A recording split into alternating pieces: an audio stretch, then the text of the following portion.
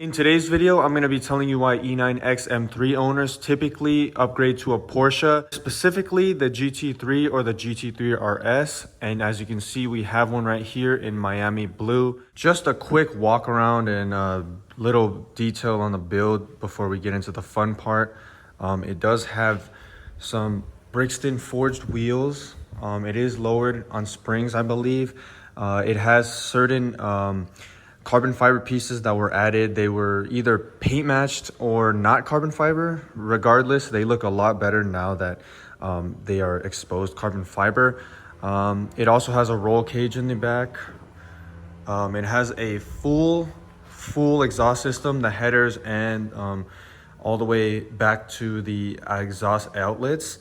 And yeah, I believe that's about it because these cars do not need a lot for it to be pretty much perfect. In fact, from factory, they are almost perfect and they don't need too much. But as you can see from the back here, you can see the cage. It is silver. And here is the rear. You can see the two exhaust outlets. This exhaust was made by Voodoo. There's the @ of the owner. I wish that was my @ but I don't got money like that yet, so that's not me. Shout out to Kevin. And also shout out to the shop who made this build possible. It's gonna be called Novara. We're pretty good friends with them.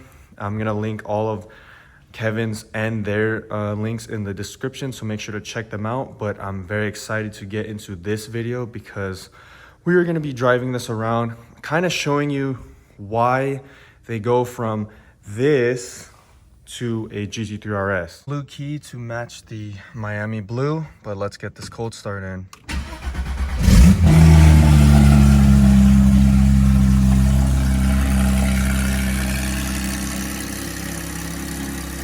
Initial startup of this car is pretty loud, but then the valves kick in.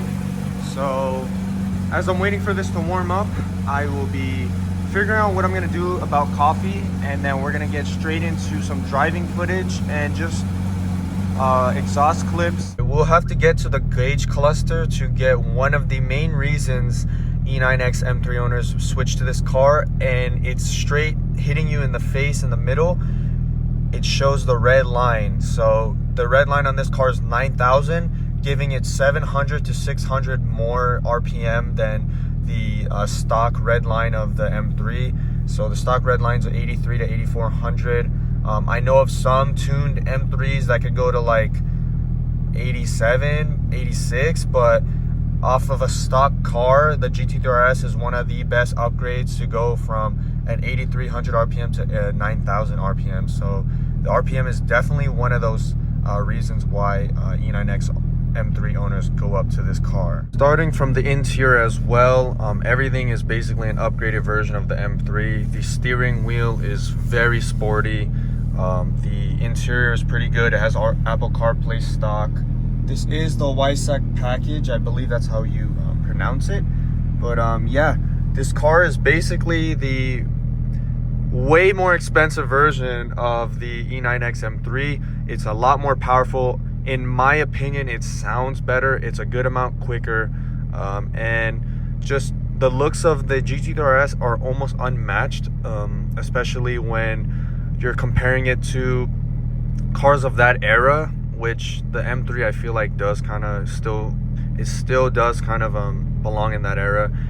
Cars are starting to look more generic and also kind of like moving towards the electronic platform. So they're all kind of looking not so good in my opinion. But yeah, the GT3RS, the interior is a way big upgrade from the E9X M3. You can see everything is pretty driver focused. There's not too many like gadgets or anything. And also the seats are already bucket seats, and yeah, how could you complain about that? Especially when usually in the E9X M3, unless you buy a modded one, you have to put racing seats yourself. So I don't think the E9X M3 can even come close to how the GT3RS looks in the exterior. All the aero is functional and optimal. The car is perfectly balanced between aggressive like body lines and also having a sleek body. The car is also rather long, if I'm being honest, but look at that carbon roof. Please focus. Carbon roof right there. Got the decal, the GT3RS decal, the matching carbon fiber. That's a must. This big wing. So unlike the E9X M3, you do have a big wing coming stock on this car. Yeah, honestly, I love the M3, but it can't even come close to this car in terms of the exterior. It's also more balanced than the E9X M3. The E90 M3, the sedan, is more balanced than the coupe, but this beats them both.